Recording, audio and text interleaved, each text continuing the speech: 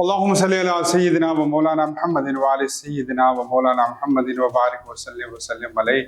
लाखों करोड़ों दुरूद करीमा का हज़रत मोहम्मद सल्लल्लाहु अलैहि वसल्लम पर और आपके आल पर। मैं हूँ डॉक्टर मोहम्मद यासीन मलिक और आप सबको खुशामदीद कहता हूँ। नाज़रीन मोहतरम, जो कहते हैं कि तालीम वो ज़ेवर है जिसको आरास्ता कर लिया जाए तो मुल्क पाकिस्तान भी कामयाबी की तरफ गामज़न हो जाएगा और आपके घरेलू हालात बहुत अच्छे हो जाएंगे। अगर बात करें कि एक कुरान पाक की आयत की इल्म वाले और जाहिल बराबर नहीं हो सकते, तो इसीलिए आज तालीम का टॉपिक हम लेकर आए और हमारी खुशकिस्मती हमारा इस प्रोग्राम का हिस्सा बने हैं जनाब एहसन शकूर साहब, जो रीजनल हेड हैं इस्लामाबाद कैंपस अल्लामा इकबाल ओपन यूनिवर्सिटी के। अस्सलाम वालेकुम वरहमतुल्लाह। जी वालेकुम अस्सलाम। कैसे हैं आप? ठीक है अल्हम्दुलिल्लाह जी। अच्छा जी, पहले तो ये बताएं कि मुश्किल होता है वैसे ये सिलसिला कैरी करना, स्टूडेंट्स की बहुत सारी चीज़ों को फेस करना, मामलात को हल करना, तो इसी तरफ आपने क्यों रास्ता इख्तियार किया? बड़ी सारी और भी आपके पास ऑप्शन होंगे, तो एजुकेशन की तरफ ही क्यों आए? देखिए जी, एजुकेशन एक वो चीज़ है कि जो माशरे को बेहतर बनाती है। जी तो माशरे को बेहतर बनाना जहाद समझा जाता है। जी जी।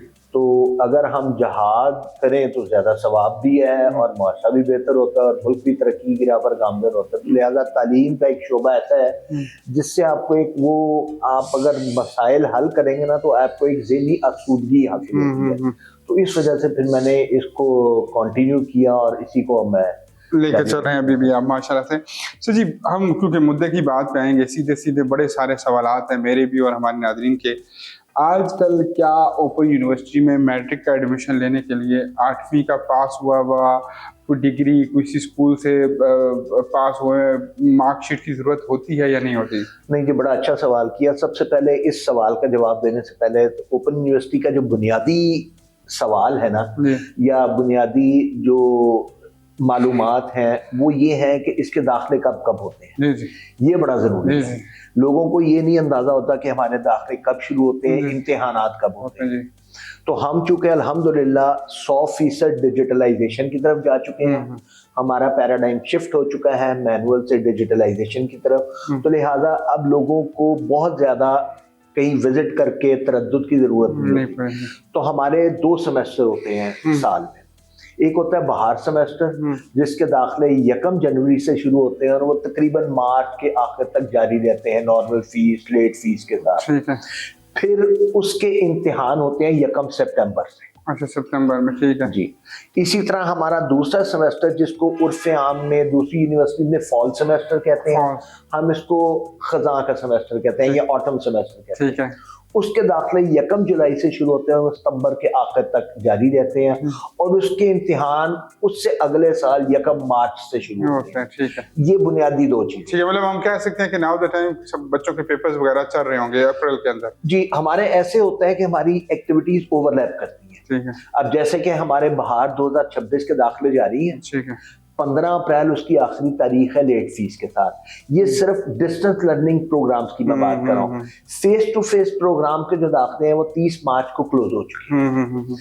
इनके दाखिले जारी हैं लेकिन ऑटम 25 के इम्तिहान जारी हैं। अब आप ये देखिएगा कि ये दोनों एक्टिविटीज ओवरलैप करती हैं। नॉर्मली जब आप रेगुलर यूनिवर्सिटीज में तालिब इल्म जाते हैं तो वो ये समझते हैं कि हमारे इम्तिहान होंगे, उसका नतीजा निकलेगा तो हम अगले सेमेस्टर में दाखिला लेंगे। तो वो चूंकि एक इंटरनल सिस्टम ऑफ एजुकेशन होता है या इंटरनल सिस्टम ऑफ एग्जामिनेशन होता है, तो उसमें आज पेपर खत्म हुए हैं और अगले 8वें दिन में रिजल्ट अनाउंस हो जाता है। लेकिन यहाँ पे चूंकि पूरी यूनिवर्सिटी है, और मैं आपकी इत्तला के लिए या अपने नाज़रीन और सामीन की इत्तला के लिए बता दूं कि हमारे कमोबेश 5 लाख 5.25 लाख तालिब इल्म होते हैं हर सेमेस्टर। माशाल्लाह माशाल्लाह। तो 5.25 लाख या 5 लाख तालिब इल्मों को डील करना तो ये एक बहुत बड़ा बहुत बड़ा टास्क होता है। टास्क के अलावा भी ये है कि आप बहुत बड़ी एजुकेशन की खिदमत भी कर रहे हैं जी इस हवाले से। तो अल्लाह का शुक्र है कि हम इसको, एक हमारा एकेडमिक कैलेंडर है जो कि हमारे प्रोस्पेक्टसेस में भी मौजूद है, हमारी वेबसाइट पे भी मौजूद है।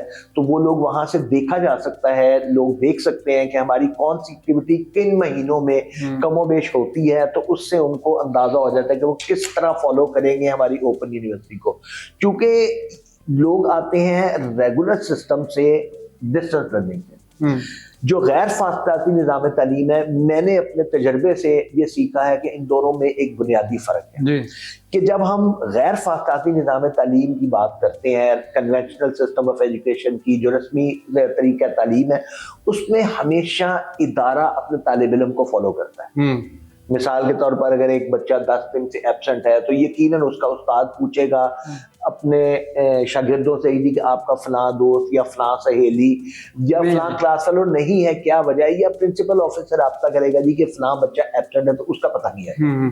अब ये इदारा फॉलो कर रहा है तालिब इल्म को, जबकि ओपन यूनिवर्सिटी जो डिस्टेंस लर्निंग है, फासलाती निज़ाम है, इसमें तालिब इल्म इदारे को फॉलो करता है कि जी मेरे ट्यूटर नहीं लगे, मुझे फीस का वाउचर नहीं आया, या मेरे पेपर कब होंगे, या मेरी रोल नंबर स्लिप कब इशू होगी।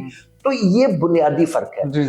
उसमें इदारा विजिलेंट होता है, स्टूडेंट विजिलेंट, इसमें स्टूडेंट को विजिलेंट होना, उसको खुद रिस्पॉन्सिबिलिटी लेनी पड़ती है। और मेरे ख्याल में एक सेमेस्टर लग जाता है उसको रिस्पॉन्सिबिलिटी लेते भी, क्योंकि नया सिस्टम है ना, कन्वेंशनल से वो फासलाती निज़ाम तालीम में आता है, सिस्टम चेंज होता है। अब एक तरफ आप अपनी हिदायत देते हैं नोटिस बोर्ड पे आवेदन नोटिस से, दूसरी तरफ आप हिदायत लेते हैं जो उनको हिदायतनामे जारी किए जाते हैं वक्तन फवक्तन, ख्वाब उनको डाक के जरिए मिले या हमारे डिजिटल प्लेटफॉर्म्स पे मौजूद, ईमेल्स के जरिए, ईमेल्स के जरिए, डिजिटल प्लेटफॉर्म्स पे हो, वेबसाइट पे हो, हमारे जो मुख्तलिफ पोर्टल्स हैं जिसकी मैं अभी आगे चल के जब हमारी गुफ्तगू आगे बढ़ेगी तो जहाँ पे उसका जिक्र आएगा तो उनके बारे में तफसील से बताऊंगा कि तालिब इल्म किस किस चीज को मिस करते हैं। अगर वो मिस ना करे तो मैं हर जगह अपने प्रोग्राम में इन कैमरा या ऑन कैमरा ये दावा करता हूं कि उनको अपने दाखिले से लेकर डिग्री हासिल करने तक कोई प्रॉब्लम नहीं आती। अच्छा चलें जी, मेरे सवाल की जाने पड़ते हैं। मैट्रिक,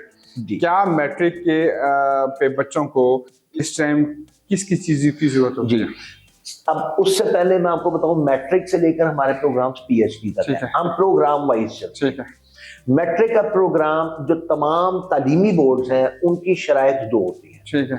तालिब इल्म की उम्र 13 साल की हो और उसने 8वीं पास की हो, लेकिन हमारी 8वीं पास की शर्त नहीं है। ठीक है। अगर उसकी तालिब इल्म की उम्र 13 साल को पहुंच गई है, ये मिनिमम एज की बात है, मैक्सिमम की कोई लिमिट नहीं। ठीक है। मिनिमम अगर 13 साल की उम्र हो गई है तो अपना दाखिला फॉर्म अपने तस्दीक शुदा बे फॉर्म की कॉपी के साथ वो जमा करवा के अपना दाखिला कंफर्म करवा सकता है, ख्वाह वो मैट्रिक आर्ट्स हो या मैट्रिक साइंस हो। अब यहाँ से सवाल ये निकलता है कि मैट्रिक साइंस, ये तालिब इल्मों के लिए, नाजरीन के लिए, सामीन के लिए खुशखबरी है कि अल्लामा इकबाल ओपन यूनिवर्सिटी ने बहार 2026 से मैट्रिक साइंस प्रोग्राम का भी आगाज कर दिया। माशाअल्लाह, मतलब इसमें फिजिक्स, केमिस्ट्री, बायो तीनों चीजें। जी बिल्कुल। ठीक है। और उसी तरह 2 ग्रुप्स है, कंप्यूटर का ग्रुप अलहदा और मेडिकल मैथ का ग्रुप जो है वो बायो का ग्रुप अलहदा होगा। आप किसी भी ग्रुप में दाखिला ले सकते हैं और इसकी भी शर्त वही है, उम्र 13 साल, ठीक है, 8वीं पास की कोई शर्त। इसमें यह है ना कि अक्सर बच्चे जब आप एक किसी बीमारी की वजह से, कुछ मामला की वजह से कोई 1 साल पूरा करते हैं, दूसरे साल तालीम पूरी नहीं कर पाते और उनको ये होता है कि मैं कवर अप कर लूँ, तो उनके लिए बड़ा हर्ज हो जाता है। चलें, ये तो नाज़रीन को क्लियर हो गया कि आप 10वीं का इम्तिहान बड़ा आसान हो गया। यहाँ से एक सवाल करने के बाद फिर हम आगे बढ़ते हैं। हमारे यहाँ नौकरी का बड़ा कंसेप्ट है, मैट्रिक कर लो नौकरी मिल जाएगी, मैट्रिक कर लो ये हो जाएगा। क्या एलिजिबल हो जाता है बंदा कि आपके पास अगर वो मैट्रिक की वेरीफाइड सनद लेता है तो वो आर्मी में, पुलिस में, कुछ है आपके पास ऐसी मिसाल के लोगों ने आपसे मैट्रिक की हो और आज वो सरकारी नौकरी कर रहे हो? क्योंकि हमारे यहाँ कहीं ना कहीं ये कहा जाता था, छोटे होते से हम एक लफ्ज़ सुनते हैं, और जी ओपन यूनिवर्सिटी दी सनद दी एडी वैल्यू नहीं है, मतलब वो जो एक वैल्यू की हम बात करते हैं, तो क्या इसको वाकईतन ऐसा ही है कि वैल्यू नहीं है इसकी? देखिए जी, पहली बात तो वैल्यू, ये मैं आपको गुजारिश कर दूं कि वैल्यू किसी भी तालीमी सनद की वैल्यू तालिब इल्म खुद बनाता है। ठीक है। अगर एक बंदे ने अपनी मेहनत करके पढ़ा होगा तो वो जो कागज का टुकड़ा जिसको हम डिग्री या सनद कहते हैं, उसकी सही वैल्यू तभी बनेगी। जब आप किसी इंटरव्यू में बैठते हैं, दाखिले के लिए जाते हैं, मौका सबको बराबर का मिलता है, आप अपनी वैल्यू खुद बनाते हैं। इसकी मैं मिसाल इस तरह देता हूँ कि अगर किसी स्कूल के तालिब इल्मों ने मैट्रिक का इम्तिहान दिया और उन तालिब इल्मों ने, किसी ने 1100 में से 1050 नंबर लिए, 1085 लिए, 1035 लिए, तो क्या वो इदारा अपने स्कूल के बाहर एक फ्लेक्स आवेदन नहीं करता स्कूल से, ये तालिब इल्म निकले और इन्होंने इतने नंबर लिए?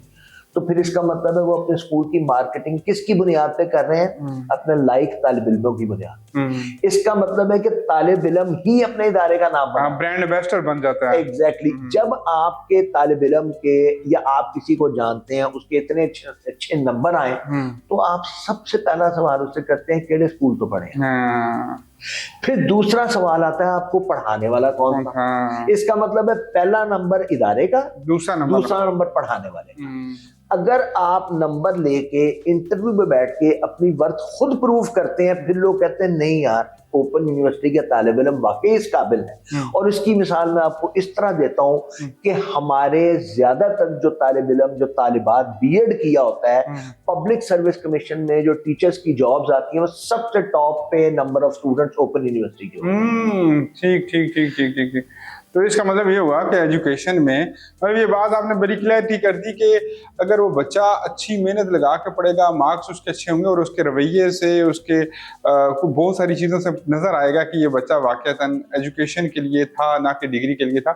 इस बात को मानते हैं आपके बहुत सारे लोग आपके पास सिर्फ डिग्री की सूरत हाल को मद्देनज़र रखते हुए आते हैं, किसी भी मतलब एक अपने साथ डॉक्टर लगाने के लिए या अपने साथ PhD स्कॉलर लगाने के लिए या कुछ इस तरह की माहौल आपको कभी नजर आया कि यार इन लोगों को तालीम की जरूरत ही नहीं थी, ये तो वैसे ही आ गए, मतलब प्रैक्टिकली लाइफ में वो कामयाब हो चुके होते हैं, या आप क्या लें कि कहीं ना कहीं वो ठीक जा रहे होते हैं, तो उनको आपके पास आना, कारोबारी हजरात का आपके पास आना, कहीं ना कहीं डिग्री कवर अप करने के लिए आते हैं वो लोग। लेकिन ये बात हकीकत है, लेकिन वो इस तरह कि हमारे पास ज्यादातर तालिब इल्म, चूंकि ये वो यूनिवर्सिटी है उन लोगों के लिए बनाई गई है जो वर्किंग क्लास से ताल्लुक रखते हैं।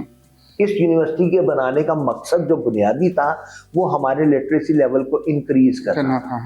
Matric, FA, BA। ये जब हमारी यूनिवर्सिटी शुरू हुई 1974 में एक पार्लियामेंट एक्ट के तहत, तो वो उस वक्त हमारे पास सिर्फ 1000 तालिब इल्म थे। CT और PTC प्रोग्राम था, टीचर्स ट्रेनिंग प्रोग्राम है। अब वो CT PTC तो कहीं पीछे रह गए हैं, अब वो बात BEd तक पहुंच चुकी है, बात PhD तक पहुंच चुकी है, और PhD भी एक मजमून में नहीं, कई मज़ामीन में, साइंस मज़ामीन में हता, तो बात बहुत आगे निकल गई है। अच्छा, हम इस तरफ भी बढ़ेंगे कि आपके पास क्या क्या कुछ हो रहा है, आखिर में इसकी तरफ आना है जी।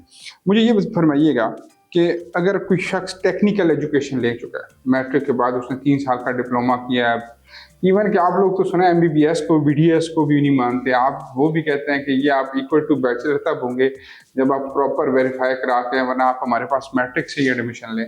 तो मैट्रिक से एडमिशन लेना कोई टेक्निकल एजुकेशन का नहीं होता आपके यहाँ कंसेप्ट के, जिस 2 साल का डिप्लोमा किया, 4 साल का किया, 3 साल का टेक्निकल एजुकेशन? नहीं, ये गलत कॉन्सेप्ट है जी।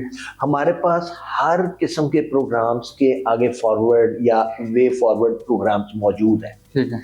मिसाल के तौर पर हम ये कहते हैं कि हमारे पास हेल्थ एंड न्यूट्रिशन का प्रोग्राम है, उसकी बेसिक एलिजिबिलिटी उसमें MBBS और BDS भी है। अगर हमने 4 साल नर्सिंग प्रोग्राम भी है, वो भी एलिजिबल है उसके लिए। हमारे पास एनवायरमेंटल साइंसेस के प्रोग्राम है, उसके अंदर जो एलिजिबिलिटी है वो इंजीनियरिंग की भी है। ये जो हम पहले मेडिकल की जाने पड़ते हैं, ये जो आपने फरमाया कि हमारे आपके पास मेडिकल के प्रोग्राम है, इसके एडमिशन कैसे होते हैं, और क्या आप प्रैक्टिकली प्रैक्टिस जो होती है, OPD होता है, या फिर आप कह लें इमरजेंसी के अंदर ड्यूटीज़ होती हैं, MLT के अंदर ड्यूटीज़ होती हैं, या कहीं भी हॉस्पिटल के अंदर एक आप उसे कह लें प्रैक्टिस का जो उसका सिनेरियो है वो आपका क्या होता है? नहीं, इसमें प्रैक्टिस नहीं होती। अच्छा, ये एक उनकी क्वालिफिकेशन इंप्रूव करने के लिए, जैसे गवर्नमेंट ने शुरू किया था मास्टर ऑफ पब्लिक हेल्थ, जिसको MPH कहते हैं, इसी तरह हमारा फूड एंड न्यूट्रिशन में ठीक है हमारा प्रोग्राम है, मास्टर्स का है। अब तो खैर BS हो गया, मास्टर्स तो खत्म हो गया HEC की हिदायत के मुताबिक।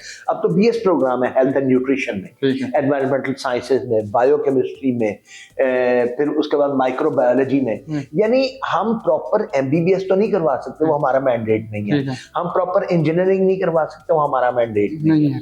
हमारा मैंडेट है उनसे रेलेवेंट उनकी एजुकेशन को सप्लीमेंट करने के लिए उनको जो प्रोग्राम्स रिक्वायर्ड है वो चाहिए। आपका मेरिट इसमें FSC प्री मेडिकल है या इसमें क्या है आपका? नहीं जी, हमारे FSC अभी स्टार्ट नहीं हुआ, और इन दी कमिंग इयर्स शायद नहीं इस जो मेडिकल की तरफ आना चाहता है, एडमिशन लेना चाहता है, जी बिल्कुल, उसका माइक्रोबायोलॉजी, बायोकेमिस्ट्री, उसमें FSC प्री मेडिकल चाहिए। और ये न्यूट्रिशन वाली डिग्री आपने फरमाई जी, हेल्थ एंड न्यूट्रिशन, उसके लिए भी आपको FSC प्री मेडिकल करना है।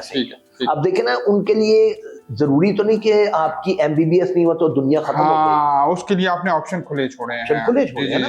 और अमूमी तौर पे हमारी बच्चियों को ये देखा गया है कि एफएससी प्री मेडिकल करने के बाद उनकी शादियां करा दी जाती हैं, तो घर के अंदर बैठ के इस बात को कवर कर सकती हैं। अच्छा, ये फरमाइएगा कि अगर हम बात करें कि डॉक्टर साथ लगना, ये भी बड़ा एक सिनेरियो है। DHMS है, doctor of homeopathic medical specialist, MBBS है, BDS है, PhD आपके पास लोग करते हैं। मेडिकल की कोई ऐसी डिग्री है आपके पास जिसके बाद लोग अपने नाम के साथ डॉक्टर लगा लें और वो प्रैक्टिस करना शुरू हो जाए? नहीं जी, प्रैक्टिस बगैर एमबीबीएस के या प्रॉपर एलोपैथी, होम्योपैथ या BDS, उसके बगैर आप डॉक्टर की प्रैक्टिस कर ही नहीं सकते। और उसकी रजिस्ट्रेशन उसमें होनी चाहिए, council of medical and dentistry, PMDC में उनकी रजिस्ट्रेशन होती है, तो वो कर। इसी तरह इंजीनियरिंग की प्रैक्टिस नहीं कर सकते आप, इंजीनियर वर्ड नहीं लगा सकते जब तक आपकी PEC में ना हो। तो वो चूंकि हमारा मैंडेट नहीं है MBBS करवाना और डॉक्टर्स की डिग्री देना आपका मैंडेट नहीं है। मेडिकल डॉक्टर मैं ये कहने लगा था, मेडिकल डॉक्टर। ठीक है जी, अब हम इससे थोड़ा सा अगर हम आगे बढ़ते हैं, हम थोड़ा सा फीस को भी डिस्कस कर लेते हैं। फीस मुनासिब है आपकी या ओवरऑल व्यू क्या आता है आपको? यानी कि आपका बहुत बड़ा इदारा है, आप लोगों ने बड़ा कुछ चलाना भी होता है इसको, और मेरे ख्याल में पहले तो ये फरमा दीजिएगा कि ये निजी सरकारी है या सरकारी है, या फिर इसमें ये फीसिस का क्या मामला होता है? तीनों पहली बात तो ये कि मुकम्मल सरकारी यूनिवर्सिटी। अच्छा, ठीक है। आप HEC की वेबसाइट कोई खोले, उसमें दो लिस्टें होंगी, पब्लिक सेक्टर यूनिवर्सिटीज और प्राइवेट सेक्टर यूनिवर्सिटी। जब आप पब्लिक सेक्टर यूनिवर्सिटी की लिस्ट खोलेंगे, उस लिंक को क्लिक करेंगे, तो सबसे ऊपर अल्लामा इकबाल ओपन यूनिवर्सिटी का नाम है। ये पाकिस्तान की वाहिद यूनिवर्सिटी है जो पार्लियामेंट एक्ट के तहत बनी है। अच्छा, ठीक हो गया। तो ये इसका नाम सबसे पहले पीपल्स ओपन यूनिवर्सिटी था। ठीक है। इसका जो कॉन्सेप्ट था वो शहीद जुल्फकार अली भुट्टो साहब लेके आए थे, पीपल्स ओपन यूनिवर्सिटी। फिर ये 1977 में जिया साहब ने इसका नाम अल्लामा इकबाल के नाम से मंसूब करके इसको अल्लामा इकबाल ओपन यूनिवर्सिटी का नाम दिया। और ये दुनिया की दूसरी ओपन यूनिवर्सिटी है, एशिया की पहली ओपन यूनिवर्सिटी है। अच्छा। दुनिया की 17 मेगा यूनिवर्सिटीज हैं, उन 17 में से अल्लामा इकबाल ओपन यूनिवर्सिटी एक है। अच्छा। जिनकी इनरोलमेंट साल में 10 लाख से तजावुज करे तो मेगा यूनिवर्सिटी कहलाती है। तो हमारी चूंकि एक सेमेस्टर की 5 लाख, 5.25 लाख कमोबेश होती है, तो हम लोग one of the mega university, 1 million plus आप जी, one of the mega universities हैं। तो इसमें हमारे मैट्रिक से लेकर PhD तक प्रोग्राम है, और हर बंदे के लिए चॉइस बहुत ज्यादा है। मतलब किसी भी इंटरेस्ट के साथ अभी जो हमने प्रोग्राम स्टार्ट किए हैं कि आप एक BA करते हैं सिंपल, अब वो सिंपल BA नहीं रहा, उसका नाम एसोसिएट डिग्री हो गया। एसोसिएट डिग्री आर्ट्स के अलावा हमारे कोई 12 से 14 मज़ामीन है जिसमें हम एसोसिएट डिग्री ऑफर कर रहे हैं, जिसमें उर्दू है, अंग्रेजी है, हेल्थ एंड न्यूट्रिशन है, मैथ्स कॉम है, लाइब्रेरी साइंस है, और बेशुमार प्रोग्राम है जिसमें हम एसोसिएट मज़ामीन एसोसिएट डिग्री ऑफर कर रहे हैं। अब उसका फायदा क्या होता है? खास तौर पर बच्चियों के लिए, जब आप BS प्रोग्राम में दाखिल होते हैं तो आप ये प्रोग्राम 4 साल से पहले मुकम्मल नहीं करते। अगर आप बीच में छोड़ के जाते हैं तो आपका प्रोग्राम मुकम्मल नहीं होता, आपको दोबारा वहीं से शुरू करना पड़ता है जहाँ पे आप छोड़ के गए। एसोसिएट डिग्री एक ऐसा प्रोग्राम है जो आपका BS के लिए एग्जिट पॉइंट है। आपने 2 साल का प्रोग्राम किया एसोसिएट डिग्री लाइब्रेरी साइंस में, सपोज आपने 2 साल के बाद कहा जी के बस अब उसकी बुनियाद पे आप नौकरी ले सकते हैं कि कोई प्रॉपर डिग्री आपकी आती है, HEC वेरीफाई करेगा।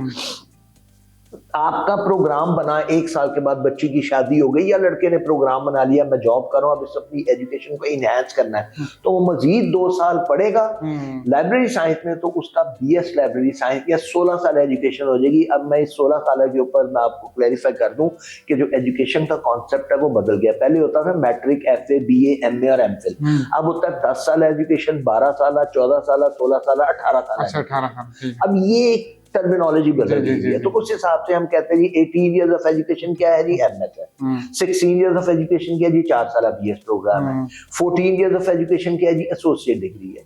तो ये कॉन्सेप्ट जो एजुकेशन का वो बदलता है। मैं समझ गया। अब ये फरमाइएगा जी, यहाँ पे हम 2 चीजें डिवाइड कर लेते हैं। एक चीज फरमाइएगा कि एडमिशन ले लिया गया, लोग कहते हैं बड़ी देर है आपके पास है, हमें 2 साल का सिलेबस 1 साल में कवर करा लें, क्या ये पॉसिबल है? ये तो जी अब पंजाब यूनिवर्सिटी ने भी खत्म कर दिया। अच्छा, पहले आप कंपोजिट एमए का इम्तिहान देते थे, अब ऐसा कुछ नहीं है। ठीक है, अब आपको टाइम पूरा लगाना पड़ेगा, आपको 2 साल पूरे लगाना है। पूरे। आपने मैट्रिक, अगर मिसाल के तौर पर बच्चे आते हैं कि जी बोर्ड से हमने 9वीं पास कर ली है, ठीक है, अब हम 1 साल ओपन में लगा के तो हम 10वीं करना चाहते हैं, ऐसा नहीं होगा। ठीक है, उसको स्टार्ट से शुरू से दाखिला लेना पड़ेगा ठीक है, और 2 साल पूरे करने पड़ेंगे और उसको 2 साल में अपनी 9वीं 10वीं कंप्लीट करनी पड़ेगी। लेकिन चूंकि सेमेस्टर सिस्टम है, करना आसान है। एक सेमेस्टर में 3 किताबें पढ़ी, 2 किताबें पढ़ी, सेमेस्टर खत्म, उसके बाद नई किताबें शुरू, उसके बाद नई। वरना बोर्ड में तो ये होता है ना कि 1 साल तक आपने वही किताब पढ़नी और 1 साल के बाद पूरी किताब का इम्तिहान देना है। ठीक है, तो ये आपको सब्जेक्ट भी आसान हो जाते हैं और फीस भी डिवाइड हो जाती है। और उसके बाद फिर आप 4 सेमेस्टर लगाते हैं तो आप अपना 2 साल में प्रोग्राम मुकम्मल कर लेते हैं और अपना आगे अपनी तालीम। ठीक है। अब इसमें एक और चीज़ आ गई, क्या कोई शख्स मैट्रिक की आपके पास डिग्री लेकर आता है तो वो 2 एडमिशन एट अ टाइम ले सकता है, कि आपके 2-3 कंसेप्ट चल रहे हैं, एफए भी चल रहा है, एफएससी भी चल रहा है, एफएससी तो चले आपके पास नहीं है, कोई और टेक्निकल एजुकेशन वो लेना चाहता है? देखिए जी, टेक्निकल एजुकेशन वो किसी और इदारे से करेगा, ठीक है, और एफए हमारे से करेगा। ठीक है, और ये सबसे अच्छा कॉम्बिनेशन है कि आप एक टेक्निकल स्किल लें जी, और एक डिग्री लें। ठीक है। एफए के अलावा आपके पास मैट्रिक के बाद कुछ है? मैट्रिक के बाद एफए, जी, और एफए के बाद फिर आगे राहें खुलती। ठीक है। अगर एफए किया हुआ है तो राहें अगर खोलने के लिए 2 बैचलर्स की इकट्ठी डिग्रियां आपके पास पॉइंट, एक टाइम पे 2 डिग्रियां एक ही यूनिवर्सिटी से नहीं होती, नहीं हो सकती, डिफरेंट से आप कर सकते हैं। जी। ठीक है। ये फरमाइएगा कि कुछ लोग मिस हो जाते हैं, यानी कि वो टाइम पे पेपर नहीं दे पाए, फर्स्ट ईयर के नहीं दे पाए, सेकंड ईयर के नहीं दे पाए, तो क्या वो उनका साल ज़ाया हो जाता है या फिर वो सप्ली में पेपर देते हैं? सप्ली के अलावा क्या फिर वो एलिजिबल हो जाते हैं कि 2 साल के जब इकट्ठे पेपर वो हो जाए होते हैं तो वो 2 साल के इकट्ठे पेपर दे दें? पहली बात तो जी कि सेमेस्टर सिस्टम में सप्ली का कॉन्सेप्ट नहीं है। ठीक है, सेमेस्टर में सेमेस्टर है, ठीक है, और सेमेस्टर के पेपर एक ही दफा होते हैं। ठीक है, मतलब ये नहीं होता कि एक सेमेस्टर के पेपर मिस हो गए तो 2 महीने बाद फिर पेपर होंगे ना। सेमेस्टर के पेपर अपने टाइम पे होंगे। अब उसमें पेपर देने कहते हैं। मिसाल के तौर पर एक बच्चे ने किसी एक प्रोग्राम में मैट्रिक में दाखिला लिया, वो पेपर नहीं दे सका किसी भी वजह से, छूट गए, नहीं पता लगा, शर्त यह है कि उसकी असाइनमेंट्स जमा होनी चाहिए। ठीक है, वैसे तो असाइनमेंट्स की कंपल्शन इतनी नहीं है, लेकिन मैं इसको इस तरह समझाता हूँ कि अगर आपके नमाज में फराइज की कमी हो जाए तो उसकी कमी पूरा करते हैं नवाफिल। तो ये जो असाइनमेंट्स है नवाफिल का काम करते हैं। ठीक है, ठीक है। अगर आपके पेपर में कोई कमी कोताही रह गई हो तो असाइनमेंट्स के नंबर बीच में लग के तो क्यूमुलेटिवली आप पास हो सकते हैं। अगर आपके पेपर रह गए हैं, आपने असाइनमेंट जमा करवाई है या नहीं करवाई तो बात का सवाल है। अगर आपके पेपर रह गए हैं तो आपका क्या होगा कि आपका रिजल्ट अनाउंस होगा तो उसके आगे लिखा आएगा FER, रिजल्ट के आगे उस कोड के जितने भी रह गए हैं FER 1, यानी फेल्ड एग्जामिनेशन रजिस्ट्रेशन 1। ठीक है।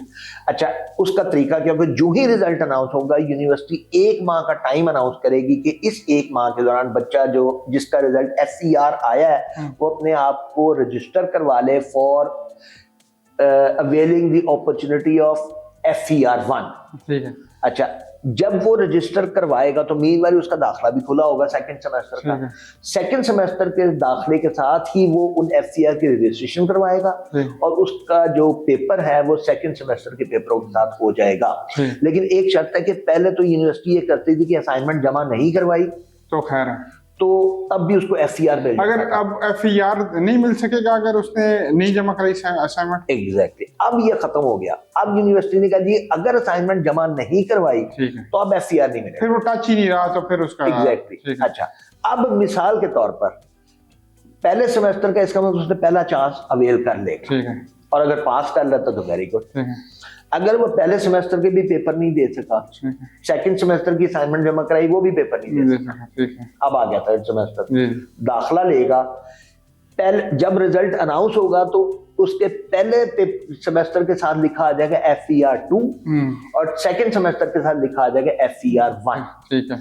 अब वो थर्ड सेमेस्टर के जब पेपर देगा, सेकंड सेमेस्टर का रिजल्ट जब अनाउंस होगा तो इस तरह आएगा। जब थर्ड सेमेस्टर का दाखिला भरेगा तो दोनों की रजिस्ट्रेशन करवा लेगा, ठीक है, और फिर थर्ड सेमेस्टर के साथ जब वो पेपर देगा थर्ड के, फर्स्ट के, सेकंड के, अब अगर वो उसमें फर्स्ट के कोई पेपर उससे पास नहीं हुए, ठीक है, तो फिर वो फेल हो जाएगा। यानी उसको 2 ओरिजिनल के अलावा 2 चांस मिल गए ना, ठीक है, ठीक है, ठीक है। वो फेल हो जाएगा। और अगर सेकंड का भी कोई एक नहीं पढ़ सका तो फिर उसका भी सेकंड चांस बचा वो फोर्थ के साथ जाके देगा। हाँ। इसका मतलब है कि अगर बच्चा किसी वजह से नहीं दे सका, खुद छोड़ दिया तैयारी ना होने की वजह से, किसी मसरूफियत की वजह से, तो वो 2 साल में अपना प्रोग्राम मैनेज करके मुकम्मल कर सकता है। अगर मिसमैनेज होगा तो फिर इसका टाइम प्रोलॉन्ग हो जाएगा। और ये बात ध्यान में रखें कि मैट्रिक और एफए का टाइम पीरियड 5 साल है। 5 साल के दौरान अगर वो अपना ये प्रोग्राम मुकम्मल नहीं करता तो इसका मतलब वो नए सिरे से शुरू करेगा। अच्छा, फिर वो नए सिरे से शुरू करेगा, तो उसका मतलब चले चांस फिर भी रहता है। 5 साल बड़ा टाइम होता है कोई। अच्छा, ये फरमाइएगा कि रेशो क्या है पास होने की बच्चों की आपके पास? फेल भी तो होते होंगे, लेकिन ओवरऑल अगर हम कहते हैं कि बड़े बड़े बोर्डों को लिखा होता है 100% रिजल्ट जो है, इस्लामिक इकबाल ओपन यूनिवर्सिटी की क्या रेशो है? क्योंकि इसमें तो आप ये कह ही नहीं सकते, दावेदार ही नहीं है कि हम पढ़ाते हैं, या आपने तो एक सिस्टम लेके चल रहे हैं। आपको सक्सेस या फेलियर स्टूडेंट का कंसर्न आपका इतना नहीं है, क्योंकि आप उस सिस्टम में नहीं है, तो अंदाजन 70% या 80% रिजल्ट आ जाता है। जी जी, 70 उसमें फेल होने की हम कंसिडर नहीं होता। हमारा फेल होने का मकसद नहीं, हमारा होता है ड्रॉप आउट। लोग पहले सेमेस्टर के बाद ड्रॉप आउट होने की कोशिश करते हैं, निकलने की कोशिश करते हैं, टाइम नहीं होता, फीस नहीं होती, इस तरह के कंस्ट्रेंट्स होते हैं। फिर हम उनको फॉलो अप करते हैं बच्चों को कि जी आपने क्यों छोड़ दिया। हम उसको सिस्टम में वापस लाने की कोशिश करते हैं। हम कहते हैं जी आप सिस्टम में वापस आए और अपनी तालीम को जारी रखें। अगर आप नहीं कर सके, फाइनेंशियली आपके ऊपर बर्डन है, तो हम आपको फीस माफी भी दे सकते हैं, फाइनेंशियल असिस्टेंस भी दे सकते हैं अगर आपके ऊपर। अच्छा, ये भी सवाल है कि कितने % तक आप लोगों को देते हैं? मतलब कोई आपने कोटा सिस्टम बनाया हुआ है इसमें कि हम 5% बच्चों को फ्री ऑफ कास्ट पढ़ाएंगे? नहीं, ऐसा कुछ नहीं है। अच्छा। हमारे ऊपर बजट होता है, हम बजट मिलता है हमें हर रीजन की इनरोलमेंट के साथ, उसके प्रोपोर्शनेटली। अब होता क्या है कि मैट्रिक, एफए, बीए ये या एसोसिएट डिग्री, इसमें होता ये है कि हमारा पहला सेमेस्टर में स्टूडेंट को फीस जमा करवाना लाजमी है। पहले सेमेस्टर से हम कुछ कैटेगरीज में देते हैं, लेकिन नॉर्मल स्टूडेंट को हम पहले सेमेस्टर से फी कंसेशन नहीं देते। सेकेंड सेमेस्टर में फी कंसेशन शुरू होती है, और मैट्रिक या फिर एसोसिएट डिग्री आर्ट्स में सेकंड, थर्ड और फोर्थ में 100% फीस माफ हो सकती है, लेकिन उसकी 3 शराइत है। पहली शर्त, उसने पहले सेमेस्टर पास किया हो पूरा। दूसरे सेमेस्टर जब दाखला ले या फॉर्म भरे तो पूरे सब्जेक्ट का फॉर्म भरे। और तीसरा, उसकी माहाना तनख्वाह, उसकी अगर वो खुद कफील है या उसके दूसरे कफील की, जो भी उसका कफील है, वालिद, वालदा या गार्डियन, उसकी माहाना तनख्वाह जो गवर्नमेंट ने वेज रेट मुकम्मल किया, 37,500 वेज रेट उसने गवर्नमेंट ने अनाउंस किया, उतनी उसकी माहाना तनख्वाह उससे तजावुज करेगी तो वो एलिजिबल नहीं होगा। अगर वो या उससे कम होगी तो फिर वो एलिजिबल होगा। वो भी कमेटी हमारी होती है, उसको डिसाइड करती है कि ये डिजर्विंग है। तो डिजर्विंग अगर डिक्लेयर हो गया स्टूडेंट एक दफा, सेकंड में उसको अप्लाई करना पड़ता है हमारे पोर्टल के ऊपर, उसके लिए अप्लाई करना पड़ता है। जो ही दाखिले शुरू अप्लाई करते, सेकंड में उसको फीस माफ हो जाती है। फिर थर्ड और फोर्थ में उसको अप्लाई करने की जरूरत नहीं होती। अच्छा, यूनिवर्सिटी उसको पहला राइट उसको देती है, सिर्फ उसको एक फॉर्म अपलोड करना पड़ता है। सिर्फ हमें ये साबित हो कि तालिब इल्म यहाँ पर है या वो लेना चाहता है। अच्छा, इसकी तादाद है? नहीं जी, तादाद इसकी कोई मुख्तस नहीं है। नहीं, तादाद से मुराद है कि क्या लोग अप्लाई करते हैं? जी बिल्कुल बिल्कुल। और कई दफा तो ऐसे होता है कि हमारे पास बजट एग्जॉस्ट हो जाता है, लेकिन तालिब इल्म खत्म नहीं होता है, मैं मजबूरी। अच्छा, यही कैटेगरी हमारे हायर प्रोग्राम्स पे है, लेकिन उसमें हम 35% देते हैं, इससे ज्यादा नहीं दे सकते। शराइत यही है, पहला सेमेस्टर पास होना, दूसरे के पूरे सब्जेक्ट में दाखिला लेना, और वो जो इनकम है वो इस तरह होना। अब क्या होता है कि 35% मैक्सिमम हम दे सकते हैं बीएस, बीएड और एसोसिएट डिग्री जो दूसरे प्रोग्राम है, लेकिन हम उसको कम भी करते हैं बजट की अवेलेबिलिटी के ऊपर, कि हम 35 से कम करके 25 पे भी ला सकते हैं, ताकि ज्यादा से ज्यादा तालिब इल्म उससे फायदा हो सके। ठीक है। अच्छा, ये फरमाइएगा कि क्या कोई पक्का कंसेप्ट है आपका कि एक सेमेस्टर की इतनी फीस है, या हर प्रोग्राम के साथ वो आगे पीछे होती है आपकी? मतलब बीए का प्रोग्राम है, एफए का प्रोग्राम है, एमफिल का प्रोग्राम है, तो क्या हर सेमेस्टर की हर तरह फीस डिफरेंट है, या इसमें है कुछ? नहीं, डिफरेंट है। मिसाल के तौर पर मैट्रिक की पहले सेमेस्टर की फीस 5,000 है, ठीक है, लेकिन दूसरे सेमेस्टर में वो कम होकर 2,500 रह जाती है। अब आप कहेंगे जी एकदम इतना डिफरेंस कैसे? बेसिकली हम पहले सेमेस्टर में 3-4 किस्म की फीसें लेते हैं। एक तो ट्यूशन फीस होती है, दूसरी फीस होती है डिग्री फीस होती है, तीसरी एडमिशन होती है, और चौथी जो होती है वो हमारी एडमिशन, डिग्री और टेक्नोलॉजी फीस तो खैर हम हर सेमेस्टर में लेते हैं। ये 2 फीसें जो होती है ना, ये हम अगले सेमेस्टर में नहीं लेते। ठीक है, हम ये डिग्री एडमिशन फीस पहले सेमेस्टर में लेते हैं, तो उसके बाद जो आगे सब्सिक्वेंट सेमेस्टर्स हैं उसमें हम वो फीस फिर नहीं लेते, वो इसीलिए कट होके कम हो जाती है। और इसी फीस में आपकी एग्जामिनेशन के भी खर्चे हैं, इसमें आपकी किताबें भेजने का भी खर्चा है, मतलब डाक का भी खर्चा है, किताबें छापने, किताबों की कॉस्ट, ये सारा कुछ इसमें शामिल है। ठीक है।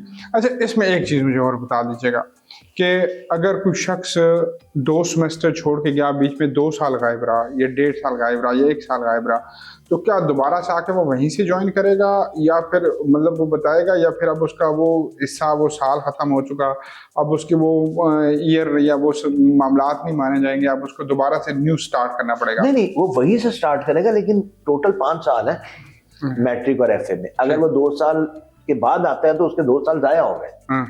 जब उसने एडमिशन लिया उस सेमेस्टर से लेकर हम 5 साल काउंट करते हैं, उस तक उसने अपना प्रोग्राम मुकम्मल करना है। मैट्रिक और एफए की मैं बात कर रहा हूं, मैट्रिक एफए की। जबकि एसोसिएट डिग्री जितने सेमेस्टर हैं उसको आप डबल कर दें, बीएस प्रोग्राम जितने सेमेस्टर हैं उसको डबल कर दें, तो उतने टाइम में अपना प्रोग्राम उसको मुकम्मल करना है। ठीक हो गया।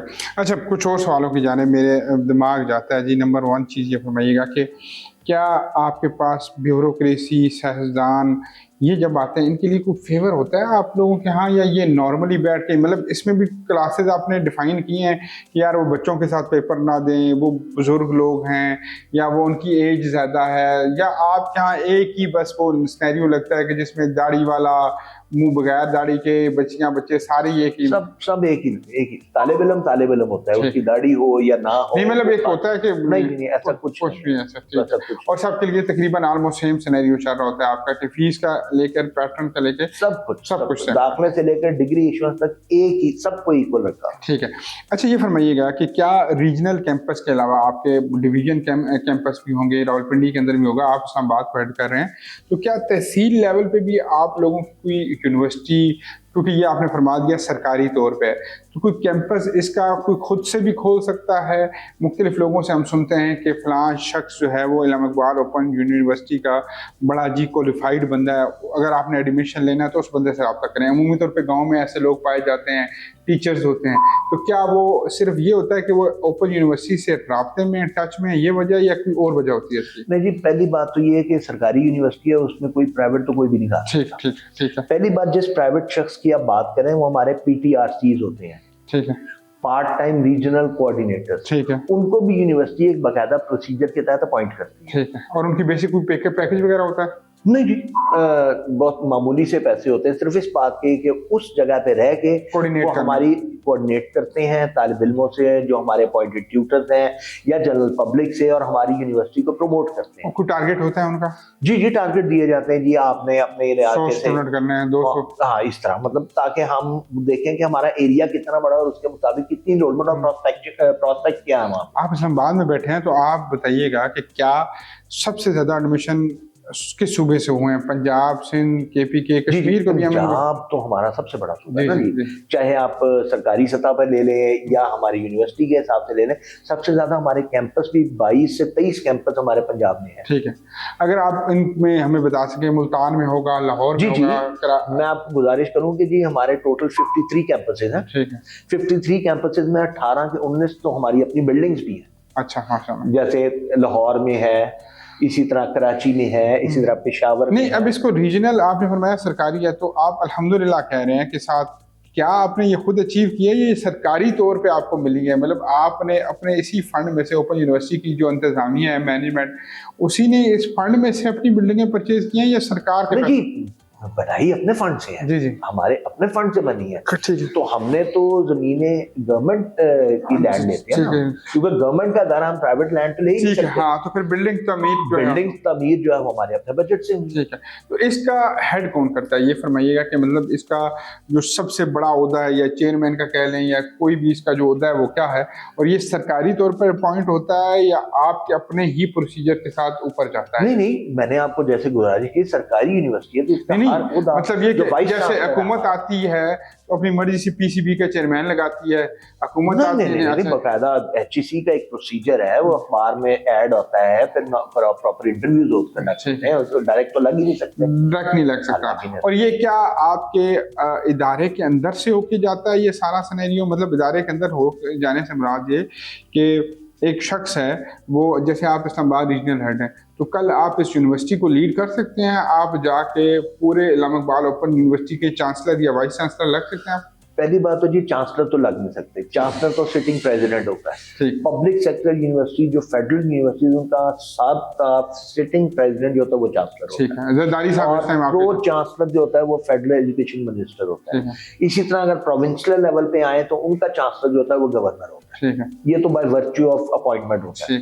जहां तक कि अब वाइस चांसलर की बात, तो वाइस चांसलर तो कोई भी देखिए, जब अखबार में ऐड आएगा तो मैं भी अप्लाई कर सकता हूँ। अब जैसे हमारे मौजूदा वाइस चांसलर डॉक्टर नासिर महबूद हैं, वो हमारे पहले डीन फैकल्टी ऑफ एजुकेशन थे, उन्होंने ओपन मेरिट में अप्लाई किया, कंपीट किया और वो सिलेक्ट हो गए। कंपीट कैसे किया? उनके नंबर्स के हिसाब से, एक्सपीरियंस के हिसाब से? नहीं, वो तो हर चीज पूरा मेरिट होता है जी। तो एचईसी का एक मेरिट लिस्ट बनती है, उसके मुताबिक होता है, फिर प्रेसिडेंट उसको अपॉइंट करते हैं। ठीक है। प्रेसिडेंट के साथ 1-on-1 तो उसकी कोई टॉक नहीं होती बिफोर द इंटरव्यू? 3 नाम होते हैं, उसमें से प्रेसिडेंट देखते हैं जी कि जो मर्जी जॉब टॉप पे जो 3 है, उसके मुताबिक वो देखते हैं, उनको बकायदा पूरी सिफारिश होती होगी पाकिस्तान में हल्की फुल्की लिंक सिफारिश? नहीं, पहली बात तो ये कि सिफारिश और इस लेवल पे अब क्या कह सकते हैं, वो ये होता है 3 टॉपर एलिजिबल होते हैं, आप ये कह सकते हैं। क्योंकि पहली बात है कि इसकी प्रॉपर क्राइटेरिया होता है, मतलब इतना एक्सपीरियंस हो, ये क्वालिफिकेशन हो।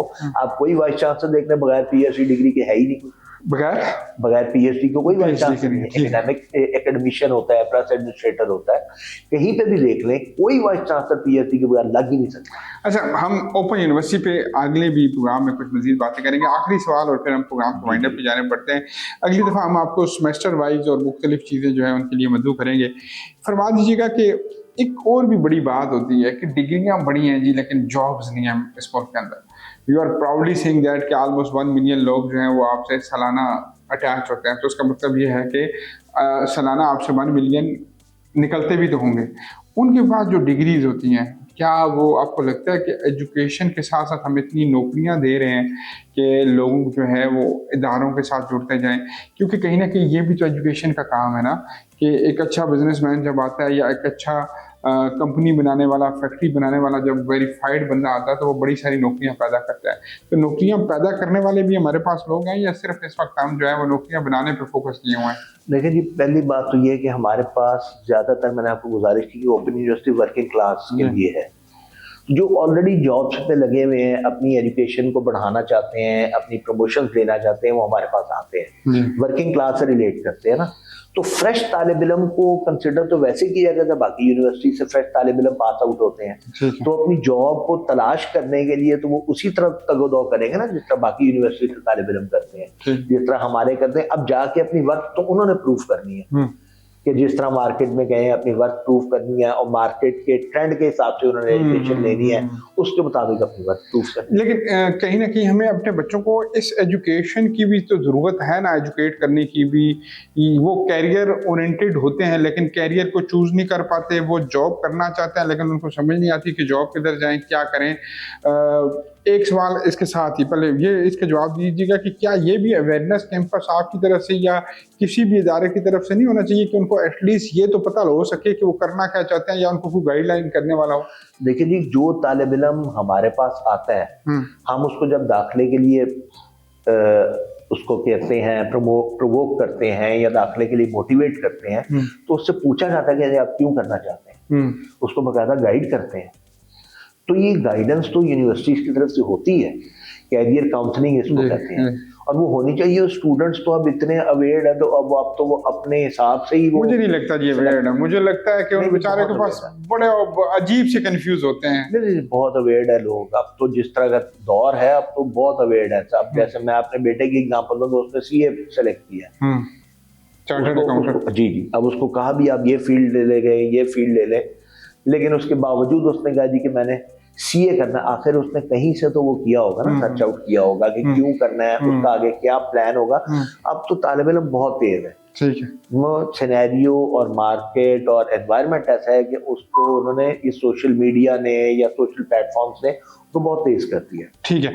अच्छा, एक चीज जो सवाल भी है और मशवरा भी है आपसे, आप चाहते हैं कि एआई और ये चीज़ें भी जो डिजिटल में चीज़ें हैं, जिस तरह डिजिटल की इंफॉर्मेशन है बहुत सारी, ये सब चीज़ें भी ओपन यूनिवर्सिटी के करिकुलम में हो जाएं और ये भी पढ़ाई जानी चाहिए?